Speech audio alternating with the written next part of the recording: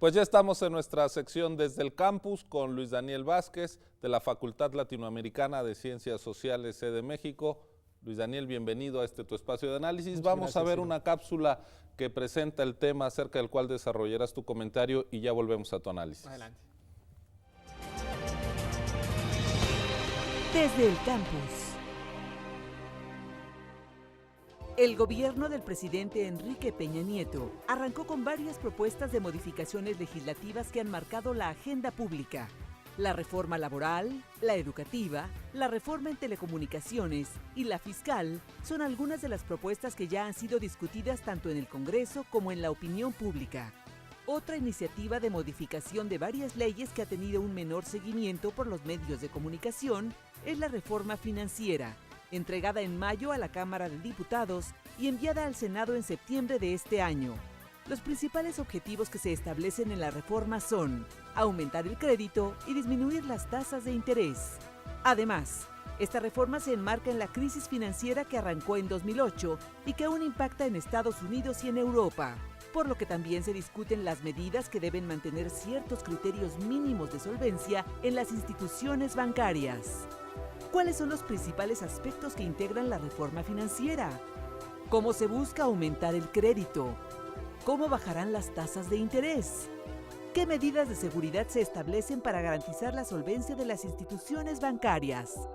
Estas son algunas de las preguntas sobre las que charlaremos en Periodismo desde el Campus.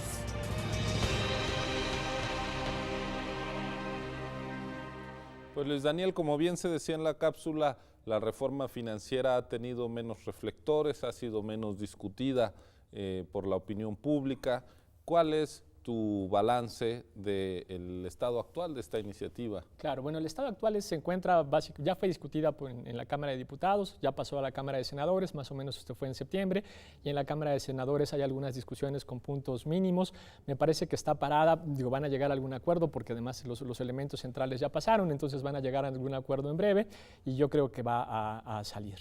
Tal vez lo más interesante es el diagnóstico que se hace en la propia reforma, y también el diagnóstico que nosotros tenemos, y eso sí se ha discutido mucho en la opinión pública, que pasa por varios elementos. Primero, por ejemplo, el problema que tenemos de bancos que prestan, o más bien pagan tasas de interés muy bajas, incluso por debajo de la inflación, y prestan ese mismo dinero con tasas que son superiores en 20 o 30%, ¿no? 20 o 30 veces más, ni siquiera por ciento, sino 20 o 30 veces más caras, ¿no? Es decir, pagan tasas a veces de 2, 3%, cobran tasas de 40, 50 y en algunos casos hasta el 80%.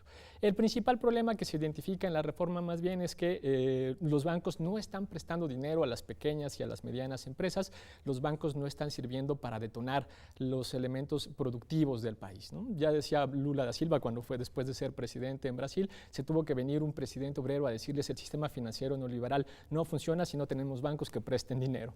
Y ese es en buena medida el problema que nosotros tenemos, porque el sistema o el modelo que nosotros elegimos de desarrollo se basa de forma muy fuerte en una bolsa más o menos interesante de crédito. Así es, tenemos los índices de bancarización y de préstamos, sobre todo al sector productivo, más bajos en las comparaciones internacionales. Si acaso se está prestando para el consumo, las deudas a través de las tarjetas de crédito, pero no estamos viendo que el sistema financiero cumpla con esa función clásica, elemental, pero muy importante, que es captar ahorro y ese recurso traducirlo en inversión productiva. Sin duda, en la propia reforma se establece, dentro del diagnóstico que se elabora en la reforma, que el 74% del crédito que se presta está únicamente sustentado en 5 instituciones: Bancomer, Banamex, HSBC, Banorte, ICSE y un banco más, ¿no? Pero son los 5 jugadores más o menos grandes, y además de ese 74% de crédito prácticamente no llega a estas pequeñas o medianas empresas, se queda sobre todo justamente en crédito de consumo, o específicamente de crédito de consumo. El grueso del dinero que se obtiene de los ahorradores, lo que se hace con ese dinero es simplemente se pone sobre todo en pues documentos de inversión, particularmente en documentos gubernamentales, que son documentos muy seguros, con poco riesgo, que sirven para mantener pues mucha seguridad, mucha certeza y mucha solvencia en el sistema financiero, pero que al mismo tiempo no sirven para arrancar la economía del país. Sobre ese punto son 4 los puntos que se establecen en la reforma. Uno de ellos es cómo hacemos para que se empiece a prestar más dinero, ¿no? Eso es uno de los principales elementos que se tratan en la reforma. Se establecen un par de de cosas me parece interesantes. Una de ellas es una evaluación que va a empezar a hacer la Comisión Nacional Bancaria de Valores. La Comisión Nacional Bancaria de Valores va a hacer una evaluación en particular del crédito productivo que establece cada uno de estos jugadores financieros, sobre todo los jugadores financieros internacionales. Y uno pensaría, bueno, ¿de qué sirve que hagan una evaluación si esta evaluación no va a tener ningún seguimiento o ningún impacto? Y la segunda cosa muy interesante que ahora se le otorga como competencia a la Comisión Nacional Bancaria de Valores también es que puede establecer límites de los montos que los bancos pueden comprar tanto en documentos relacionados con el Estado como documentos financieros en la banca de valores. De tal forma que ahí donde tengamos bancos que están sobre todo utilizando el dinero de los ahorradores para comprar cosas o documentos del Estado o documentos en la bolsa de valores, lo que se va a buscar es que se vayan hacia el otorgamiento de créditos. La tercera medida tal vez interesante es que se va a buscar que las pequeñas empresas, más bien las medianas empresas se puedan listar en la Bolsa Mexicana de Valores, de tal forma que también puedan financiarse de ahí exactamente. Luis Daniel, yo tengo la impresión de que además de que es un tema relativamente complejo, en esta reforma ha habido muy poca pedagogía del gobierno. Quizá también la encontramos en otras, en la educativa, en la misma fiscal, incluso en la energética, donde hay más publicidad que explicación. Pero en el tema financiero, a mí me parece que ha faltado, particularmente en este tema, en esta reforma, una explicación gubernamental mínimamente profunda, clara, a los distintos actores, y que eso explica en parte la escasa discusión pública que ha habido alrededor de eso. Totalmente. Y la cosa interesante es que no se entiende por qué no ha habido esta pedagogía o esta discusión en los medios de comunicación, porque en realidad es una reforma muy consensuada, muy discutida. Antes de que la reforma incluso se conformara como tal, fue muy discutida con la Asociación Bancaria Mexicana, fue muy discutida con los principales jugadores internacionales que tienen bancos en el nivel local, y hasta después de eso fue que se presentó más o menos en mayo. Incluso se retrasó la presentación en mayo de la iniciativa, justamente por este proceso que todavía no se cerraba de discusión. Y si tú cuentas los meses, en realidad en el Congreso se discutió bastante entre mayo y septiembre, en la Cámara de Diputados, antes de que se aprobara.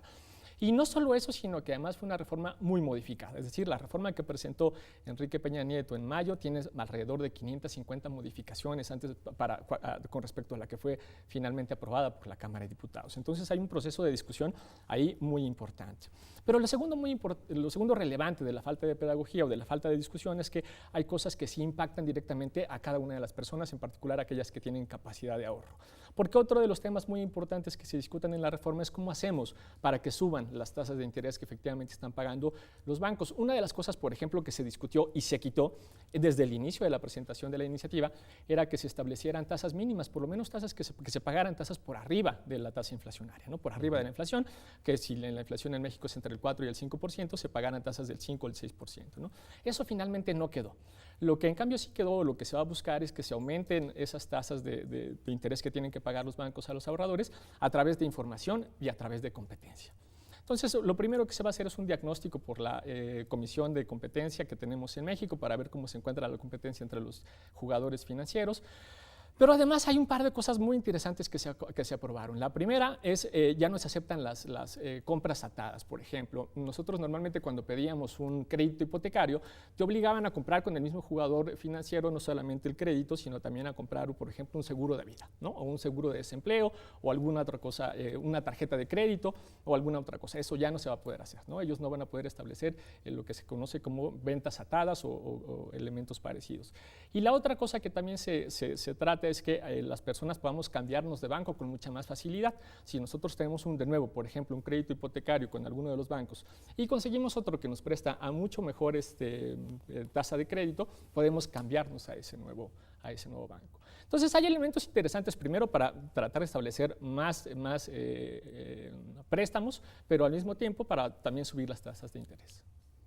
Pues Luis Daniel, te agradezco mucho que hayas traído este tema porque quizá una de nuestras debilidades en materia económica tiene que ver con lo poco que las decisiones económicas son discutidas, dice el profesor emérito de la de la UNAM, en la Facultad de Economía Rolando Cordera, que la política menos pública es la política económica. Imagínate. Y pasa por estos instrumentos de regulación. Así que muchas gracias por este tema en apariencia árido, pero que impacta en la economía y en la calidad de vida de la población, lo hayas traído tu espacio de reflexión, donde te esperamos pronto con uno más de tus análisis. Muchas gracias. Vamos ahora a la sección Contraste, a discutir sobre el panorama de la seguridad alimentaria y nutricional en México. Ya están aquí Gustavo Gordillo y Margarita Flores, ambos expertos en el tema.